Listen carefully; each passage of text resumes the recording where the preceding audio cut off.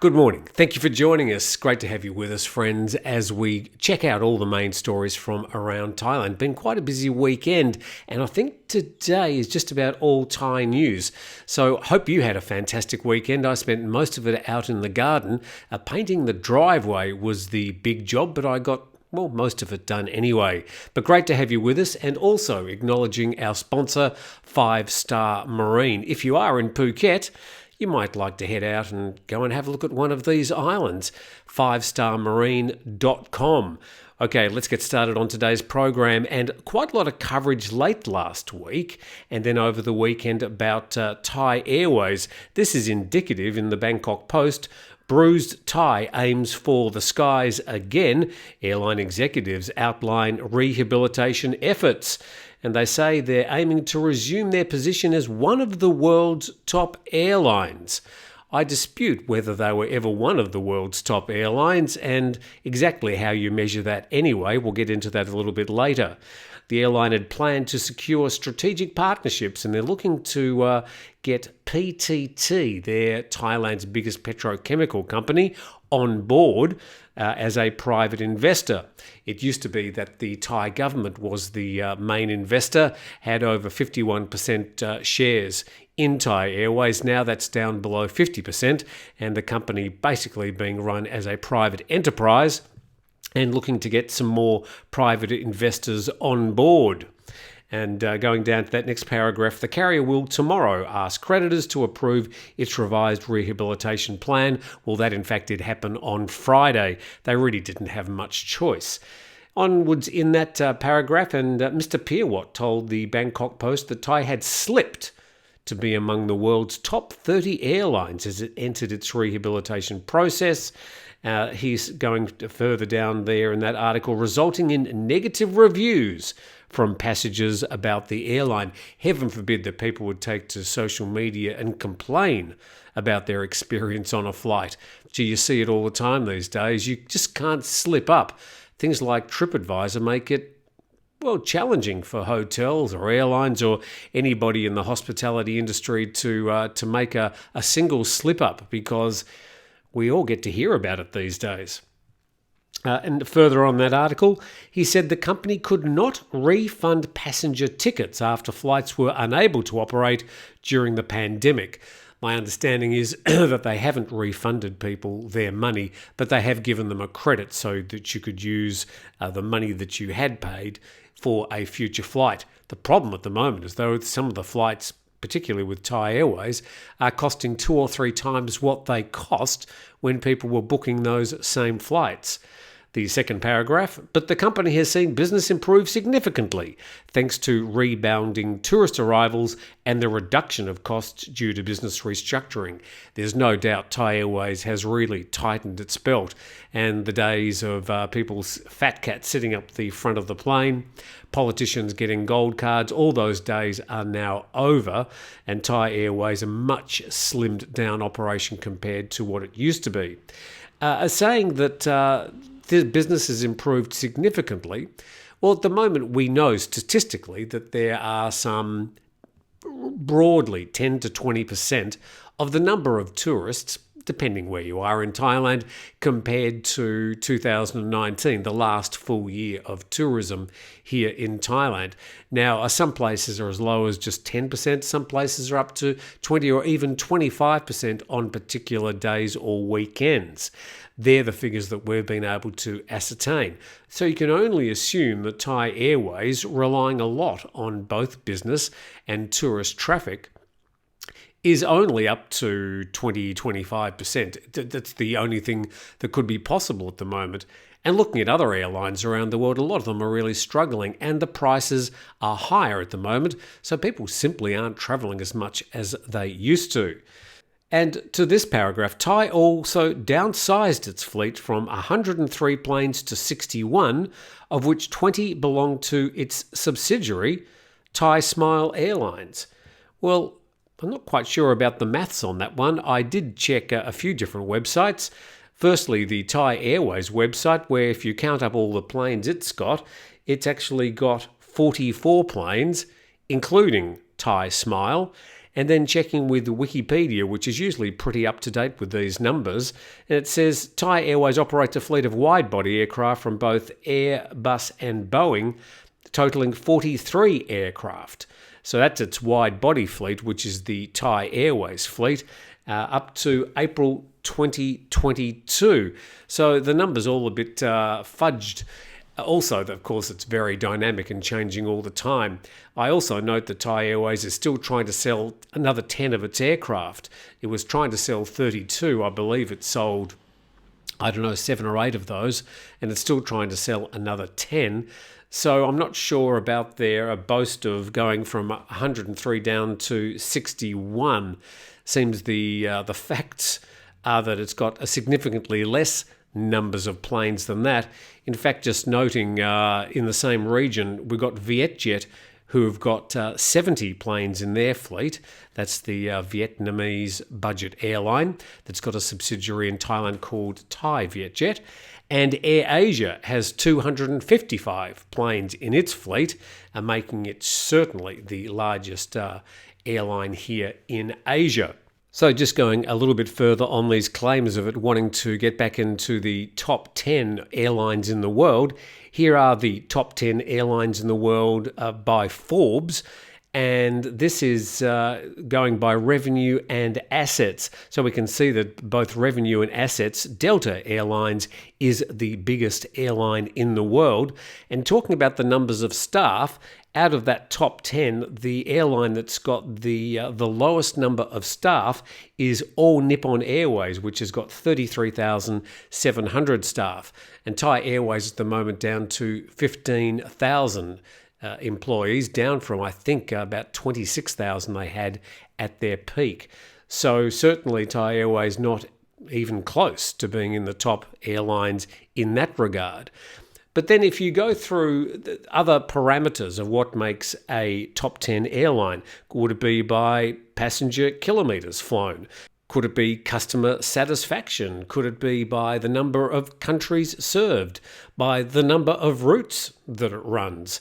There are so many different, and by the number of destinations that they serve, by the brand value. So there are many, many different parameters that measure what makes up an airline and what makes it top 10. So it's sort of hard to see Thai Airways, judging by all those parameters, becoming one of the top 10 airlines in the world anytime soon. In fact, they continue to downsize because as a privatised business, they now have to make a profit. They've got to show a return to their investors. They're still saddled with quite a few old planes, and they really need to update their fleet at some stage and probably soon. And as I keep on saying, because I travel through Suvarnabhumi quite often, there's still a lot of their fleet sitting on the ground. And whilst we've only got 10 to 20% of the tourist trade passing through the turnstiles that we used to have pre-COVID, Thai Airways are going to continue to, battle with trying to grow the airline again. But all we can say to them is best of luck. You're watching Tim Newton Today, and thank you very much for joining in. I hope you're enjoying yourself, whatever you're doing at the moment, and perhaps having a bit of a relax between tasks. Just noting also, just on that last story, talking about fleet sizes, American Airlines has the biggest fleet, 911 aircraft. By the way, this is measured back in May 2019. And the 12th largest airline back then was Turkish Airlines with 382. So Thai Airways having to do a lot of catching up to get up to those sort of numbers, if that is a parameter of becoming one of the top 10 airlines. To the next story on the front page of the Bangkok Post today, the headline, Crypto Competition. After months of market volatility and sliding prices, the digital assets landscape in Thailand is poised for intense competition with new players. Certainly is. If you go onto social media here in Thailand, it's just flooded with schemes and programs and startups about cryptocurrency. And thank you very much. Just got people sending me messages. I'll just turn that off.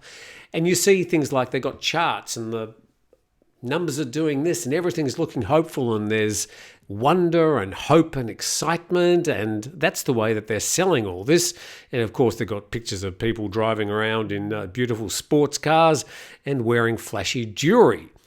As we know, it's not quite as good as that. Well, as you can see here, this is Bitcub, which is the largest Thai cryptocurrency exchange. Their chart showing that they haven't had a particularly good 3 or 4 months there, dropping from some 875,000 in value 3 months ago to now down to 728,000. Of course, it goes up and down. And then you've got the big one, Bitcoin, if you want to sort of have an overall look at what's happening with cryptocurrency. The biggest one, this is over a year and dropping from a value of about 2.2 million just before November last year, down to a value of 724,000 baht at the moment. And you can see since June this year, the value of Bitcoin has just sort of been bumping up and down on the bottom there. To our next story, and Chiang Rai pub raid finds 300 plus teens, all fire doors locked. And we note it's actually 325 young patrons. Officials to ask the governor to revoke the operating licence, and the local police chief has been transferred, which is something they often do, transferring these heads of departments to desk jobs and taking them away from the opportunity to perhaps make a little bit of money on the side. The story goes on to blur out a photo of the some 325 young teens. I'm not sure if we could have picked out their faces in amongst that mass, but the Bangkok Post has decided to blur out the photo anyway. Authorities found more than 300 underage drinkers packed inside the popular night spot on Saturday, the early hours of Saturday. All 3 fire exit doors were locked. I think this is the key part of the story. And if we go on to that story, the pub operator was initially charged with allowing people aged below 20 to use its services, operating beyond legal hours, serving alcohol drinks to underage customers, and related offences.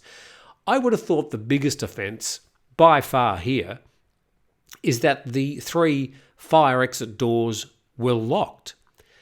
Given what's been happening over the past month, all the checking that's been going on, to have a place operating, clearly in the oversight of the local police, and for those fire doors to be locked, why on earth are they locked?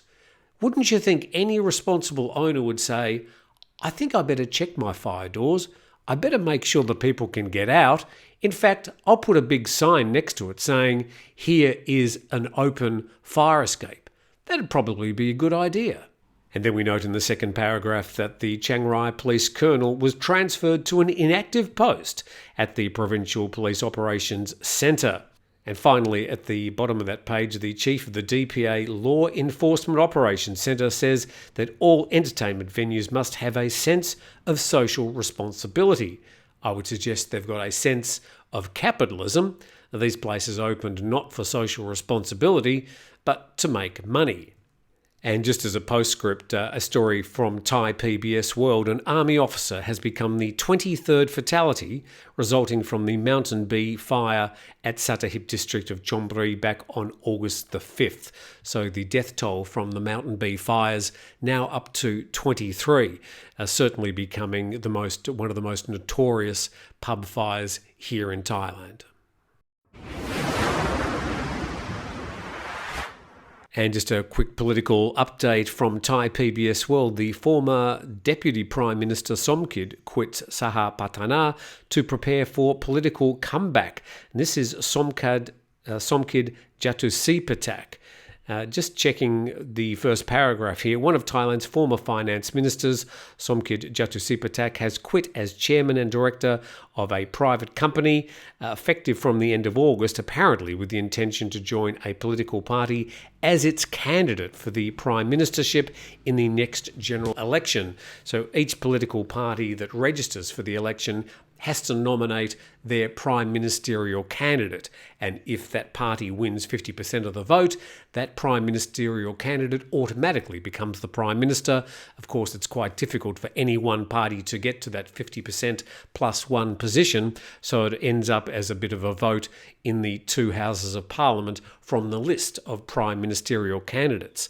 But just going back to this gentleman, he's got 2 decades of high-level experience. He's highly regarded by all sides of politics. He's got the experience, he's got the acumen, he's worked in the private sector, and he's probably the sort of person that Thais would hope could become their next Prime Minister. Well, that story from Thai PBS. Well, to this next story, which is in The Nation today, nationthailand.com. Harsher punishment for traffic violators in Thailand from today. The Land Traffic Act's 13th Amendment, which imposes stricter rules and stronger penalties to ensure road safety, will go into effect today. Here they are: up to 4,000 baht fine for speeding, 2,000 baht for driving against the traffic. We call that ghost riding. Here you can be driving along a road quite often in Thailand, even a main road, and there'll be motorbikes just trotting down the lane next to you going in the opposite direction. Obviously a shortcut from the crazy U-turns that they have here. Up to 1 year in prison and or a fine between 5 and 20,000 baht for driving without concern for others' safety. Up to 1 year in prison and a fine between 5 and 20,000 baht for the first instance of drunk driving. And up to 2 years in prison and 50 to 100,000 baht fine for repeat drunk driving violators. And clearly the government here are signalling that they want to really crack down on some driving and traffic infringements as part of them bringing down the road toll in Thailand. Always remembering that the road toll, although horrendous in Thailand, is in one particular demographic, and that's young males on motorbikes. They take up around about 75% of the fatalities on motorbikes alone, and the motorbikes take up around about 70 to 75% of all the fatalities of people dying in Thailand. So although the numbers are horrendous, it's one particular target group. Now, I'm not sure if these excess or higher fines are going to target this group particularly. I think that all comes down to better education, advertising, setting better examples, etc. And it's all very well to raise these fines. It's probably a good thing and it's high time. But will they be enforced? We know that so many of the rules that are applied and so many of the fines don't get applied evenly or regularly. So let's hope that if they are going to have these higher fines, that they are going to at least enforce them and then track them down and get the money. And a good news story to finish with today. The story, huge new attraction called Carnival Magic opens in Phuket on September the 20th. This story from phuket-go.com. And it's costing 6.6 billion baht and sprawling over 40 acres of land. Let's just check. It's got 3 zones. One called Shopping Street, which is the Carnival Fun Fair. They've got Zone 2, the Bird of Paradise restaurant that can accommodate 3,000 guests, and a theatre that seats 2,200 people and is claimed to be the largest theatre in the world. The theatre is 200 metres long. What else can we know about this? The property's been constructed in the same location as the original Phuket Fantasy in Kamala. It's owned by the same people. Whilst the original Phuket Fantasy relied heavily on its international buffet and extravagant show, including performing animals, that was an issue for quite a lot of people, the new park is much more technology-oriented with retail opportunities mixed into the experience. Check this, the ticket price is 3,000 baht per person, including entry to all attractions and the buffet, or 2,600 baht for entry to the park only. Here's a little bit of video of the park. It looks pretty good actually. Very, very sort of Thai and unique Thai experience. You can see they're very close to the coast of Kamala Beach, and it's, I think they say 40 million lights are included in these displays. There's the buffet hall. And the whole place looks like they've spent a lot of money. It's got Yeah, it's got dollars printed on it, hasn't it? It looks like it's going to be a great place for particularly kids to visit. So that's called Carnival Magic, the Kingdom of Lights, and it's opening up on September the 20th. I suppose the point about this story is somebody has gone out and spent 6.6 billion baht on a new tourist attraction. Clearly it's unique, it's very Thai, quite Asian, and will the tourists come? Will they spend 3,000 baht, it's $100 odd, on a ticket to go and see that? I'll certainly go and have a look at it because it's my job to keep up to date with what's happening around the island. Just noting that a couple of months ago, right in the middle of the wet season, they opened up a big water park called Andamanda. And driving past that each day, it doesn't look like they're terribly busy at the moment. So let's hope the tourists come. Let's hope the sun comes out and that people will come and enjoy these new experiences. But somebody, and some companies, throwing a lot of money at Phuket at the moment in renovating some of the older hotels and building these new theme parks. So with that, we say thank you very much. Thank you to our sponsors. Appreciate your time sitting in with us this morning. Hope you have a fantastic Monday, and let's do it all again tomorrow.